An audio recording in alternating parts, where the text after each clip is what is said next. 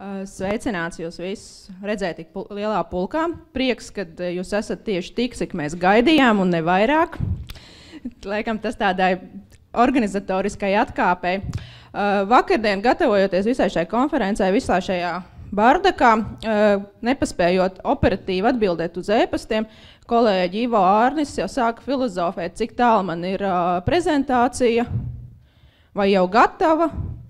Un tad bija viens tāds komentārs, no Agnesei noteikti ir gatavs jau no pagājušā gada konferences. Paldies par labojumu nodomiem, bet tā gluži nebija, bet kaut kas bija gatavs gan no pagājušās konferences. Tēma. Pagājušās konferences laikā identificējās, kad šī žurnālisti, masu mēdīji un personas datu aizsardzība ir kaut kur palicis neizpētīts jautājums, jeb aizmirsts jautājums. Un tad jāsaka, ka šī gada laikā es mēģināju tikt skaidrībā, kas tad ar to pasākumu notiek. Kas tad mums ir žurnālisti, kas tad mums ir mēdījis, kāds tad ir izņēmums. Visā šajā stāstā tā problēma, jeb sāls, ir meklējama arī fizisko personu datu aizsardzības likumā, kur pirmais pāns saka, ka tas aizsargā datu subjekta indivīda tiesības un brīvības, korespondents, privātās dzīves neaizskaramību. Tad mums tālāk ir 5. pāns, kas saka, ka uz žurnālistiskām vajadzībām daži panti neattiecās. Ja tad žurnālistiskām vajadzībām saskaņā ar likumu par presu un citiem masu informācijas līdzekļiem. Uzreiz var teikt, ka pieredzē ir bijis tāda, šī gada laikā diskutējot, uz mums jau FPDL neattiecās, tautā sakot, speciālisti zina, kas ir FPDL. Jo tu taču ir izņēmums. Mīts. Izņēmums ir daži panti, kas neattiecās. Fizisko personu datu aizsardzības likums attiecās arī uz žurnālistiem. Kā par pantiem mēs runājot, ir 7., 8., 9., 11. un 21. 7., 11. ir tiesiska datu apstrāde. Meklējam pamatu, kāpēc mēs to informāciju dabūjam, kāpēc mēs glabājam un tā tālāk.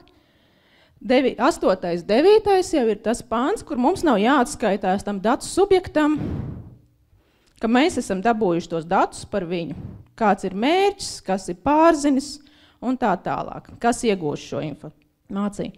Un 21. pāns ir tas izņēmums, vai mums ir jāskrien uz datu valsts inspekciju vai ne, reģistrēt datu apstrādi. Reģistrācijas pienākums arī izriet, kad neattiecās uz žurnālistiem.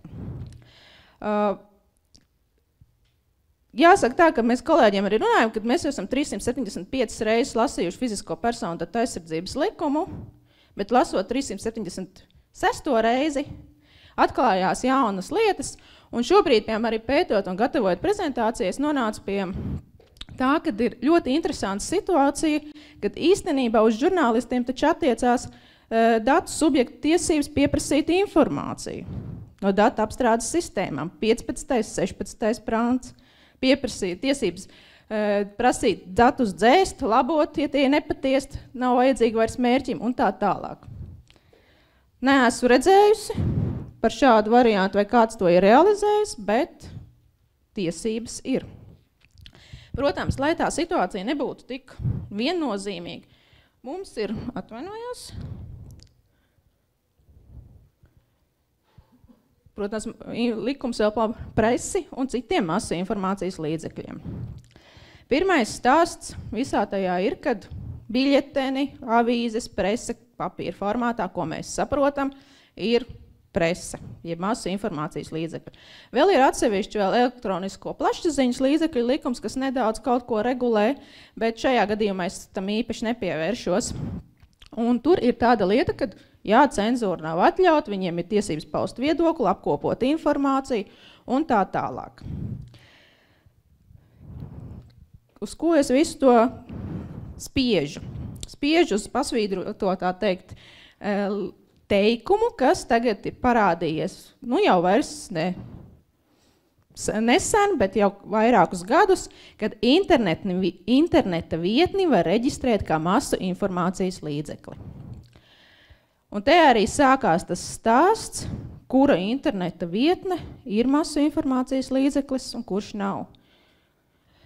Pagājušās konferences ietveros bija runātājs, kas bija pārbaudījis, kad pašas populārākās, varētu pat teikt, nav reģistrētas. Es speciāli, ņemot ar ka videostrāmu, es atļāvos šobrīd nepārbaudīt un nezinu, varbūt ir reģistrējušies, lai nav pārpratumu. Teiksim tā, kad es neesmu atradusi, bet ir. Vainoju kādu. Un tad bija interesanta situācija, kad runājot ar iesaistītājiem prasīja, kāpēc nereģistrējās, kas notiek. Jūs taču esat masu informācijas līdzekļi. Un tad man atbildēja, ka ir taču tiesas spriedums, kas saka, ka nav jāreģistrējās. Tiesas sprieduma tēzē ir rakstīts, ka interneta portāla jēdziens likumā, kāds ir tas jēdziens, kas tur izpilstas, un tur pēc būtības tēzē ir rakstīts, ka atbilstoši 4. pantam, ja darbojās, tad viņš darbojās. 4. pantu šobrīd lasot, viņiem ir tiesības apkopot informāciju, veidot publikācijas, viss ir ļoti forši. Un nav atļauta iejaukšanās masu informācijas līdzekļu darbībā. Tālāk jau analizējot konkrēto tiesas spriedumu, motivācijā atklāja to sāli, kāpēc saka, ka nevajag reģistrēties. Izrādās, tai tiesas spriedumā ir norādīts, ka par masu informācijas līdzekli ir atzīstama darbība, jeb tas mērķis, ko tā persona dara, un tā reģistrācija ir tā deklaratīva frāze, kas neuzliek nekādas tiesības un pienākums. Un izējot no tā, ka tur ir pateikts, ka ja tu ar mērķi apstrādā būt masu informācijas līdzeklis, tad jau tu vari sākt darboties tālāk. Uzreiz gribās minēt vienu bet, kas man nāk prātā, varbūt ne tas labākais veids, bet tad jau es arī savu Facebook profilu pasaku, ka es esmu masu informācijas līdzeklis, šēroju, laikoju, pildu sabiedrības funkcijas, un visiem man apstrādāja jebkādus datus, jebkādā formā, zem lozunga, es taču pildu sabiedrības funkcijas. Īsti, laikam no tādas, jāsaka, no juridiskās loģikas vai kaut kādas tiesiskās noteiktības puses, negribējās tā īsti piekrist, kad mēs ar šo traktējumu nonākam pie tā, kad visu, ko mēs šērojam par krāpniekiem, kas nav samaksājuši par internetu, bet īri par dzīvokli, un tad, redziet, viņš mūs tur tautā latviski sakot uzmeta, nesamaksāja, paņēma naudu, pazuda un neizpildīja tur tādus un šādus darbus, un mēs esam ļoti sabiedriski, politiski vai, kā lai saka, atbildīgi pilsoņi un šērojam tālāk. Man šajos gadījumos parasti ir jautājums, vai mēs zinām, vai viņš ir tiešām vainīgs. Bet tiešām tā situācija bija tāda, kāda tā bija. Un šo masveida kustību es pat varētu salīdzināt ar 21. gadsimta linča tiesu. Bija vainīgs, nebija vainīgs, viens uzrakstīja raudulīgu stāstu, ka atkal latviešu valodā sakot uzmeta, un mēs esam, lai tu kādu citu neuzmeta. Līdz ar to, kad es šai idejai, kad visi šādi profili varētu kļūt par masu informācijas līdzekli, īsti nepiekrītu, mēģināju meklēt tālāk to atbildi. Un tad, lai kļūtu interesantāka situācija, arī paskatījos, kas ir definēts, kas ir žurnālists.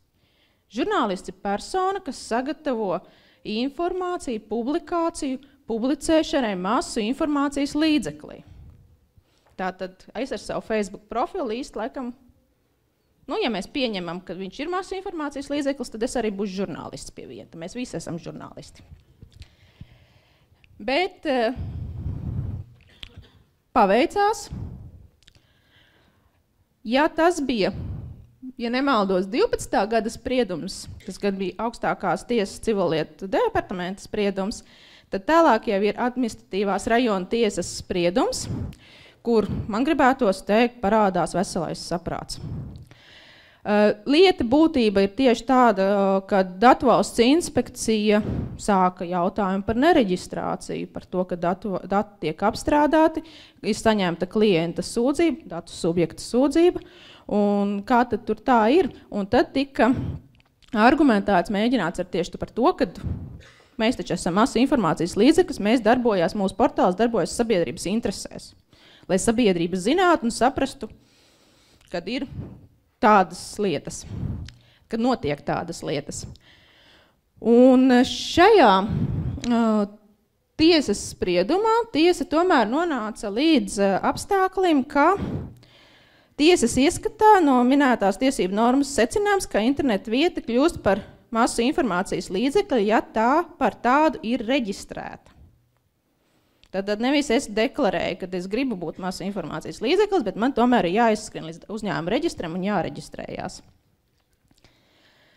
Un ņemot vērā, ka šī prasība, ja tas teikums par interneta vietas reģistrāciju parādījās tikai 2011. gadā masu informācijas līdzekļu likumā, tad tiesai ir ļoti interesanti, kur atkal laikam juristiem būs tālāk jāspēj izanalizēt šo teikumu, pateikusi, ka tiesas ieskatā interneta vietnēm līdz minētajam datumam nebija pamata uzskatīt, ka to darbību norit saskaņā ar likumu par presu un citiem masu informācijas līdzekļiem, un ka uz tām attiecās izņēmums par personas datu apstrādes žurnālistiskiem mērķiem, kas atbrīvo no pienākuma reģistrēt personas datu apstrādes reģistrā.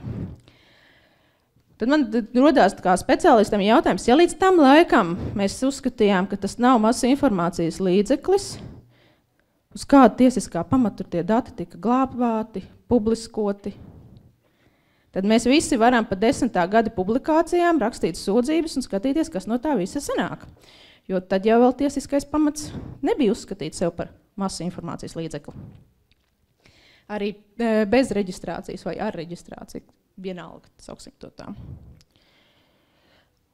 Tad runājot tālāk, kas arī ries daudz diskusijas, manuprāt, ir nepieciešams par to, ko tad drīkst darīt žurnālists, masu informācijas līdzeklis un ko tad nedrīkst.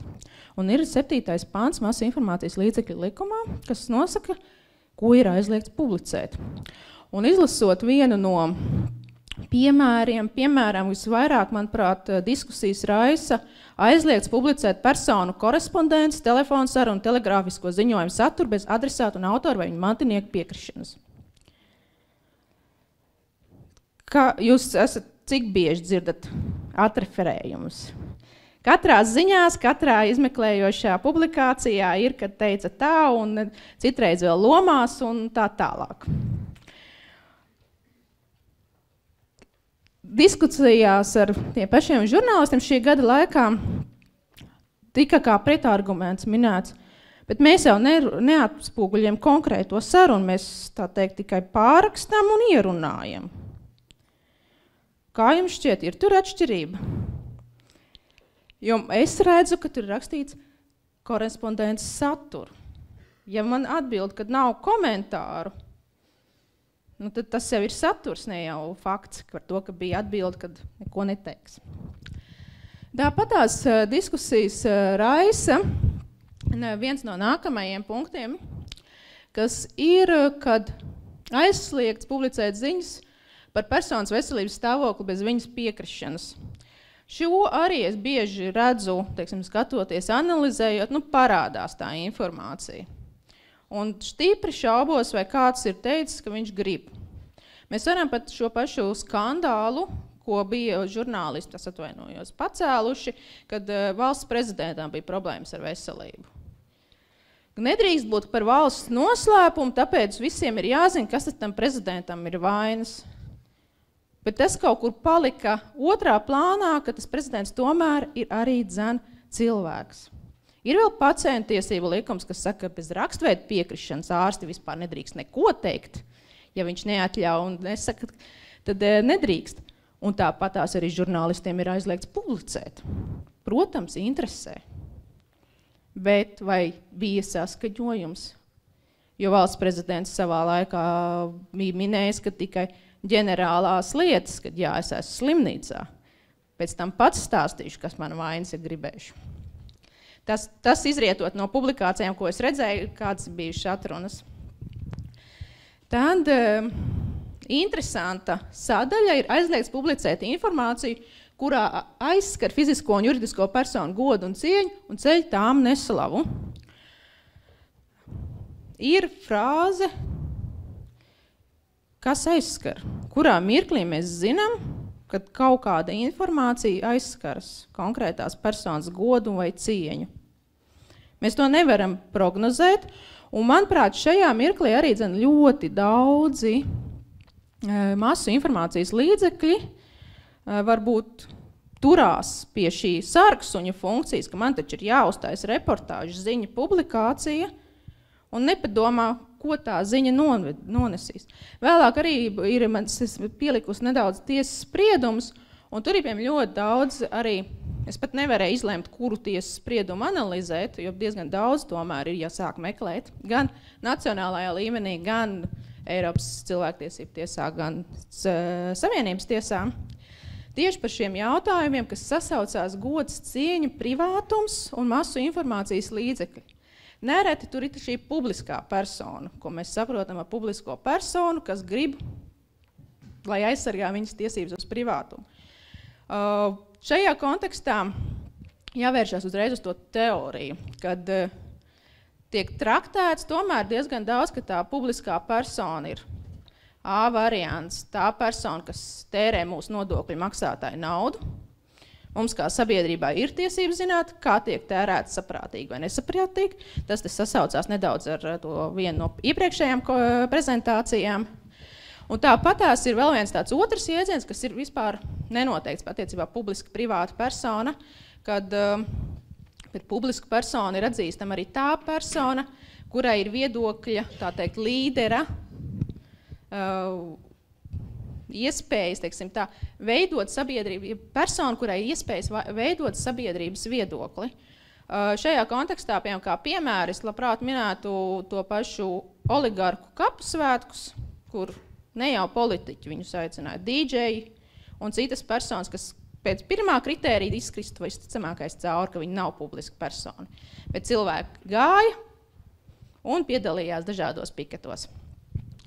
Un runājot par godu un atpakaļ par cieņu un neslavu, šis konteksts un arī privātās dzīves neaizskaramības jautājums aiziet arvien pie vienā citā, kas ir Eiropas cilvēktiesību tiesā par slepkavības lietu, kur arī tika noslepkavots populārs, pazīstams cilvēks, amatpersona, un ir vairāk par to fotogrāfiju, tika diskutēts, cik bija saprātīgi, kad žurnālisti šo fotogrāfiju ar atvainojos līķi ielika pirmajā lapā.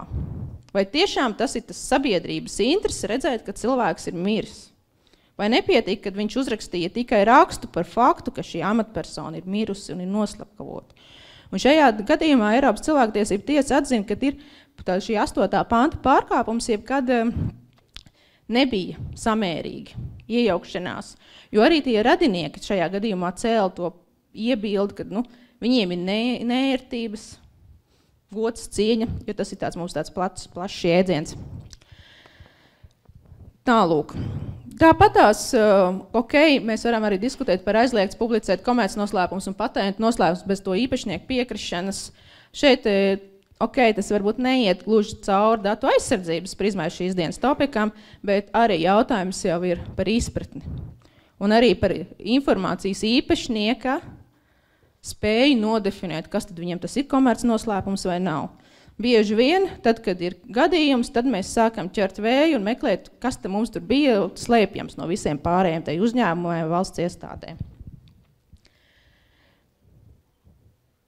Jā, šeit es arī tos spriedumus nedaudz, kā jau teicu, spriedumu īstenībā diezgan daudz un situācijas daudz. Diezgan daudz spriedumi ir tieši par fotogrāfijām. Varbūt, kad prasa masu informācijas līdzeklis, žurnālists par fotogrāfiju. Cik saprātīgi bija ielikt fotogrāfiju, konkrēto fotogrāfiju konkrētajā publikācijā.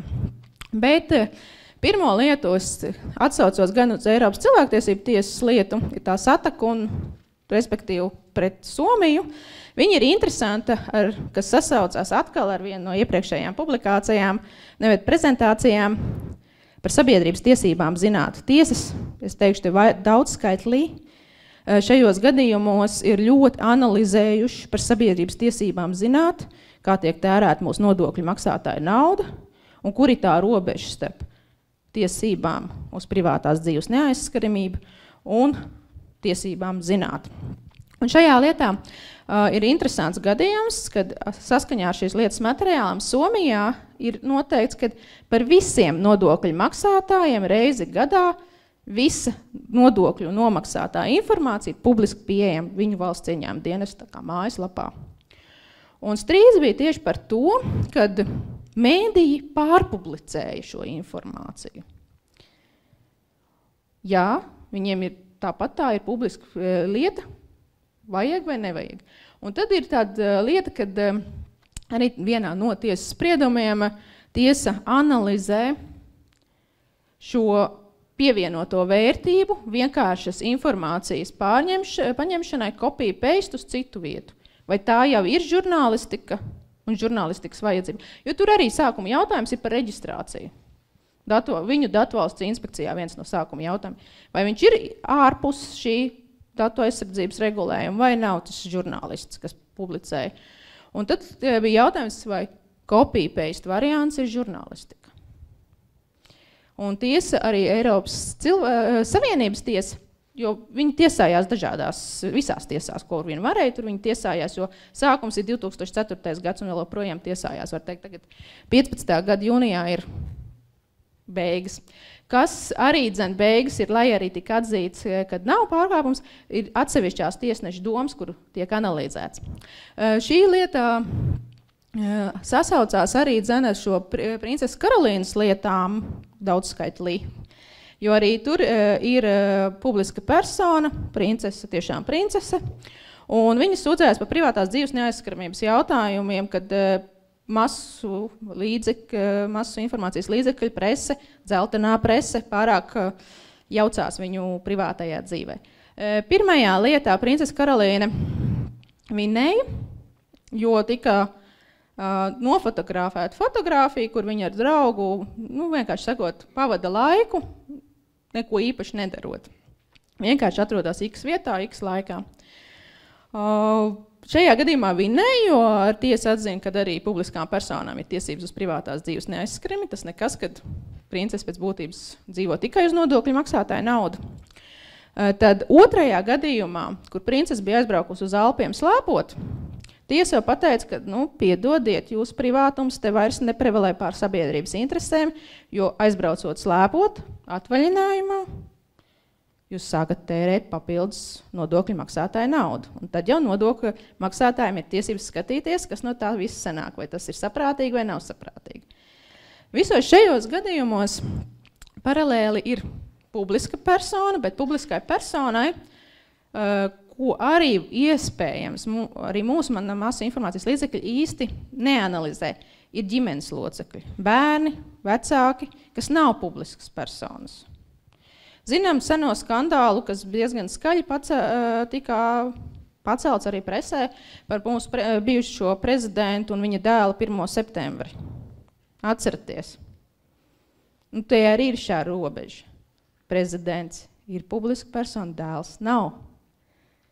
Un ir kaut kāds mirklis, kad arī publiska persona ir privātajā dzīvē, un kur masu informācijas līdzekļiem bez atļaujas tā kā nevajadzētu skatīties. Tāpatās kristību lieta, es viņu tā triviāli, lai zinātu, kas interesantākais, arī tā jau ir mūsu nacionālā lieta, kas ir izspriesta un tika atzīta, mūsu tiesa atzina par to, kad ir pārkāpums, privātās dzīves aizsardzības pārkāpums, proti tika uzfotografēta publiskas personas bērna, triviāli sakot, kristības, kas bija slēgta ceremonija, un tad tiesa šajā spriedumā ļoti labi analizēja šo situāciju, kas arī Karolīnas lietā Eiropas cilvēktiesības tiesa ir teikusi, ka ir jāanalizē katrai konkrētai lietai situācija. Kāpēc? Vai tai tiešām tai fotogrāfijai, vai tai lietai, vai tai papildus informācija ir kaut kāda sabiedriska, liederīga vērtība, un vai sabiedrība no tā, ka šī diskusija ir sabiedrībai vajadzība. Ziņkārība īsti nav tā diskusija, kas mums ļoti populāri ir. Ziņkārība ir tiešām, bez tās var arī iztikt sabiedrība. Bet mēs mēdījiem, diskutējot varbūt sevi un ikdienā ar sevi, ir jāskatās, kur šī robeža ir.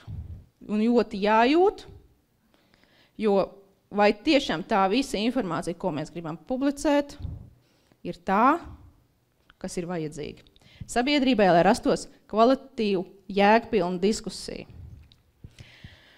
Un jā, kristība lietā baznīca, sensitīva informācija, kristība, privāts pasākums, tas nekas, ka publiska persona iesaistīt. Visi šie apstākļi bija par iemeslu, lai tiesa lemta, kad masu informācijas līdzekļi bija pārkāpuši šo robežu. Un tā vairs nebija publiskā lieta.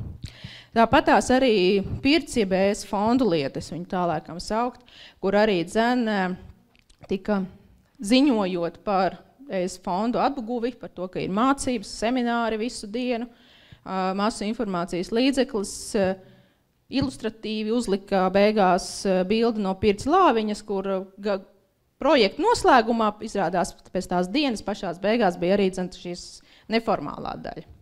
Un tad tiesa analizē, vai tiešām, lai aiznestu informāciju, kā tā fonda nauda un projekts ir realizēts, vai tiešām tas bija tā eksistenciālā lieta, lai uzliktu to pirts lāviņu.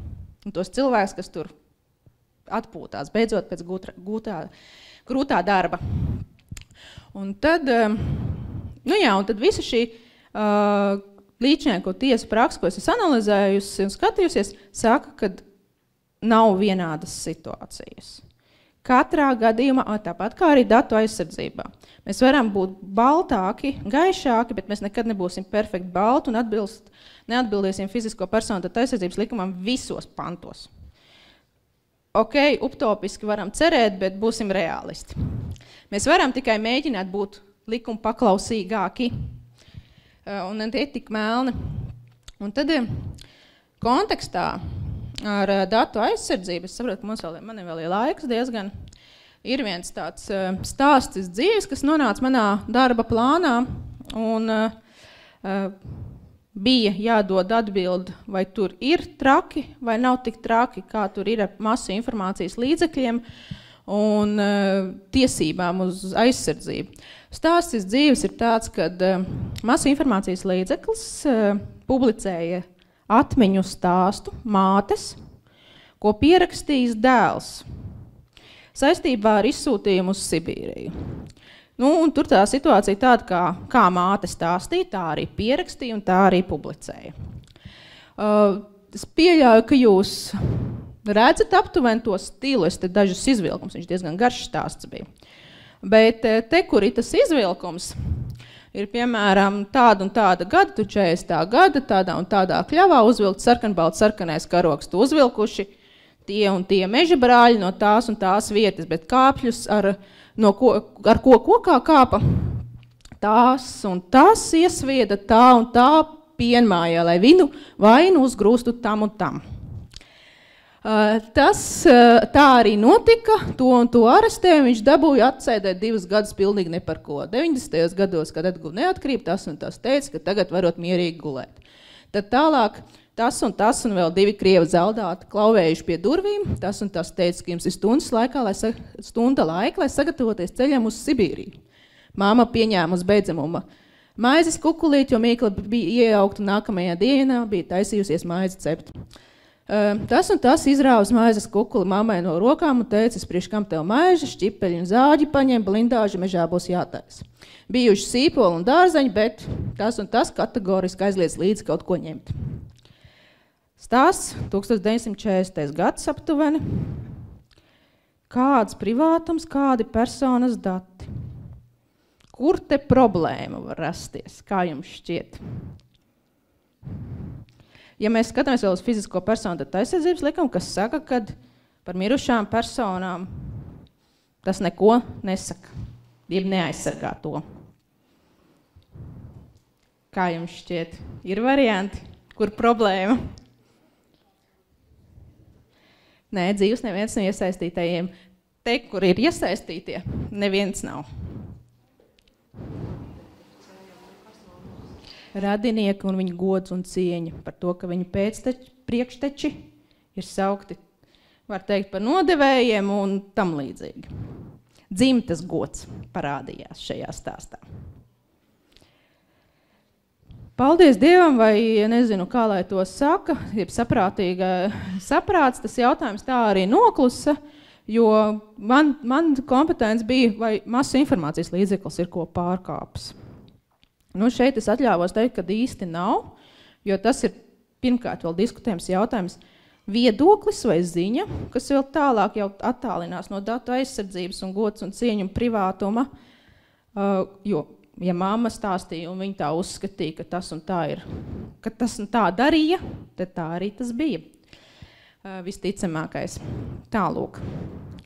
Tas tā īsumā pārskrienot cauri šai problemātikai, kas step by step būs, es domāju, procesi radīsies arī ar regulas kontekstā, jo tur arī tiek stiprināts šīs datu aizsardzības principi un datu subjektu tiesības, un cilvēks sāks apzināties, un es domāju, ka mums aizvien ilgāk jautrāk un jautrāk klāsies arī šajā kontekstā. Kādi jautājumi? Es uzreiz pat piesakos.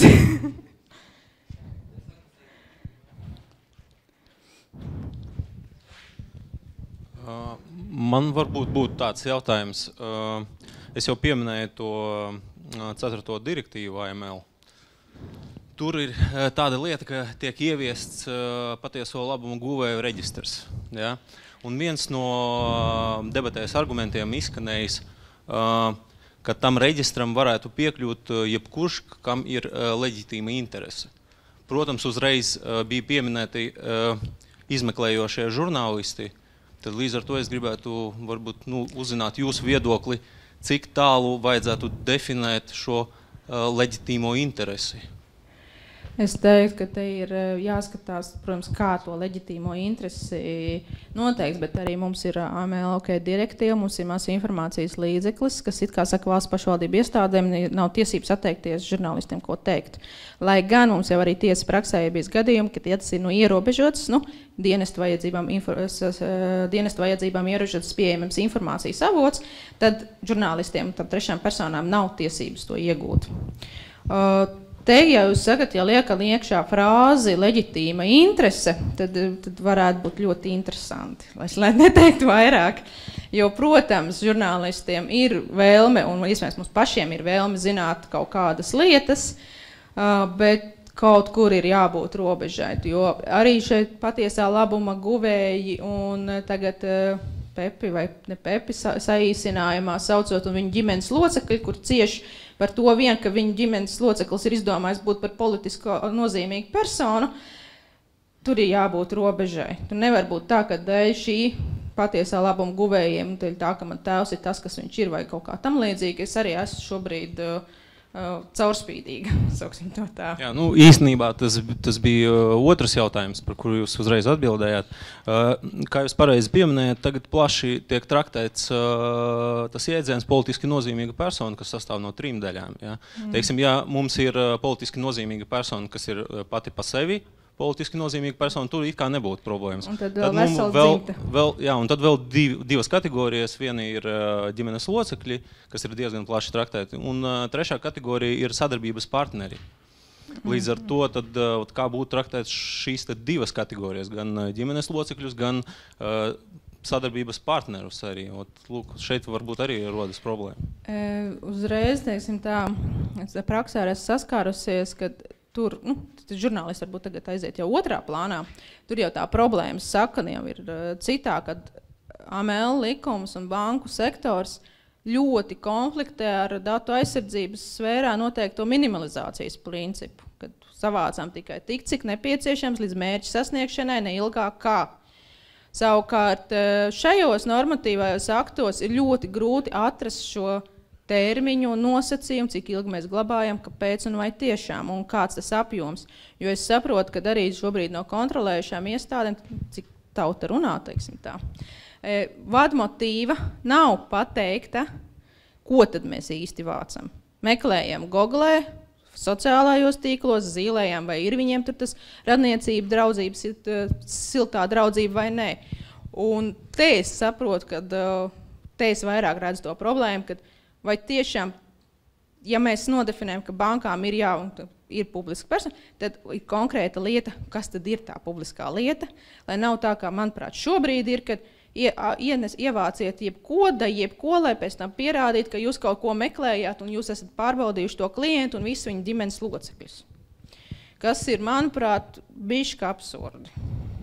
Es īsti neatbildēju uz tiem tālāk, jo es saku, tas žurnālisti jau pēc tam būs sekundāri. Vairāk, man liekas, problēma ir tajā saknē, kāpēc tā informācija vispār ir tādā apjomā jāapstrādā. Ir vēl jautājumi? Es gan te gribētu piebilst vēl vienu, mums tu bišķi laiks atļauj, ka te varbūt nav tik daudz kā pārzinim tā vērtēšana dot iespēju, ka te būtu valstī jāiesaistās to vērtēšanu, jo valsts un arī Eiropa, tā skaitā uzliekot šīs te prasības, principā šis vērtēšanas un balansu meklēšanas kriterijs pāriet uz valsti. Jā, sameklēt šo te balansu, un tāpēc es teiktu, ka tur pat droši vien kā privātiesības subjekts tur maz var vairs iebilst, viņam tas tiesiskais pamats ir uzspiests. Te ir tur tā lieta, kad iebilst tas privāto tiesību subjekts īsti nevar, bet te ir tā problēma, kad arī likumdevējs, Pumbiņ jau atkal tajā pusē, nav pateicis skaidrus rāmjus. Ir atnesiet to, ievāciet to, skatieties, jums ir jāpazīst savus klients un savu klienta ģimenes locekļi.